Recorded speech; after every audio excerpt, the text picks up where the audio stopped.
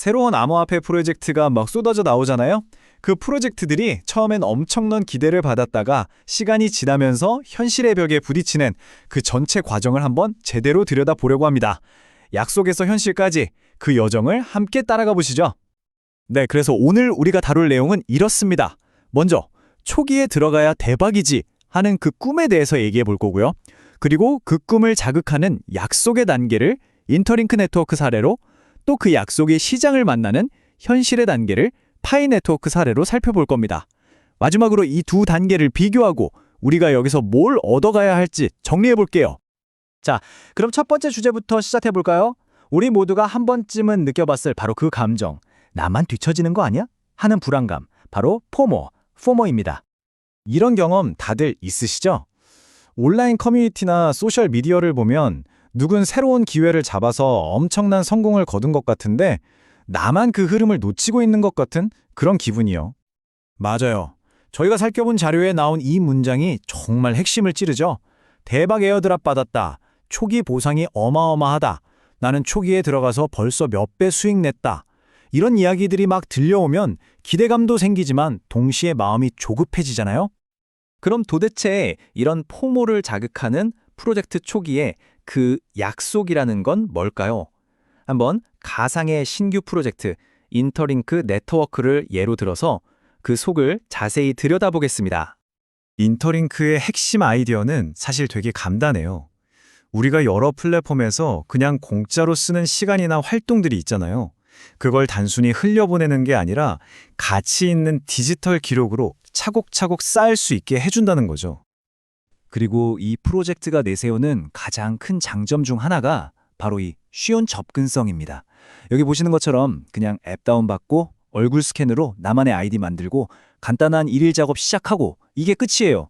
무슨 복잡한 암호화폐가 아니라 그냥 새로운 소셜 미디어 앱 하나 까는 느낌이죠. 여기서 진짜 중요한 포인트는 이거예요. 봇이 아닌 진짜 사람들로만 네트워크를 만들고 초기에 참여한 사람들의 활동과 충성도에 대해 확실하게 보상하겠다는 약속. 이게 핵심입니다. 그러니까 여러분이 앱 안에서 보내는 시간과 꾸준한 활동 하나하나가 그냥 사라지는 게 아니라 네트워크의 미래 가치에 대한 투자로 인정받는다는 겁니다. 이게 바로 약속 단계의 본질이죠. 하지만 아시죠?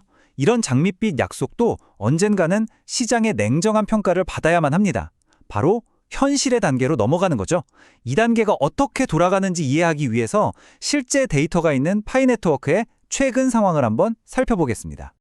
여기서 정말 흥미로운 현상이 나타나요. 바로 디커플링이라는 건데요. 비트코인 같은 주요 암호화폐들이 막 오르는 전체적으로 아주 좋은 시장 분위기 속에서 파이 네트워크는 오히려 살짝 하락세를 보이고 있거든요. 이건 시장 전체의 흐름보다 프로젝트 자체에 어떤 요인이 더 크게 작용하고 있다는 신호일 수 있어요. 숫자를 직접 보면 이 차이가 더 확 와닿죠. 비트코인이 2% 넘게, 이더리움은 무려 6% 넘게 오르면서 시장을 이끌고 있는데 파이는 오히려 0.85%가 빠졌습니다. 지금 시장의 돈과 관심이 어디로 쏠리고 있는지를 보여주는 단적인 예라고 할 수 있겠죠. 게다가 거래량을 보세요. 24시간 동안 거래량이 20% 넘게 줄었습니다. 이건 뭘 의미할까요? 투자자들의 관심이 예전 같지 않다는 걸 보여주는 강력한 신호일 수 있습니다. 관심이 더 뜨거운 곳으로 옮겨가고 있다는 거죠. 이게 바로 현실 단계가 복잡한 이유입니다. 한쪽에서는 채굴률도 오르고 네트워크를 지지하는 노드 수도 막 늘어나는 긍정적인 발전이 분명히 있어요. 그런데 다른 한쪽에서는 곧 엄청난 물량이 시장에 풀릴 거라는 우려나 중요한 개발이 늦어진다는 소식 같은 게 가격을 짓누르는 거죠. 말 그대로 줄다리기를 하는 겁니다. 자, 그럼 이제 이 두 가지 사례를 합쳐서 한번 큰 그림을 그려볼까요? 프로젝트의 시작 단계인 약속과 성숙 단계인 현실이 어떻게 다른지 명확하게 비교해 보겠습니다. 결국 이 모든 여정은 이 두 얼굴의 전환이라고 볼 수 있어요. 왼쪽의 약속 단계는 미래의 비전과 잠재력에 대한 기대감을 먹고 자라죠. 하지만 오른쪽의 현실 단계로 넘어가면 모든 평가는 차가운 데이터로 이루어집니다. 시장 데이터, 개발 속도, 경쟁 상황 같은 것들로요. 그래서 결론이 뭘까요?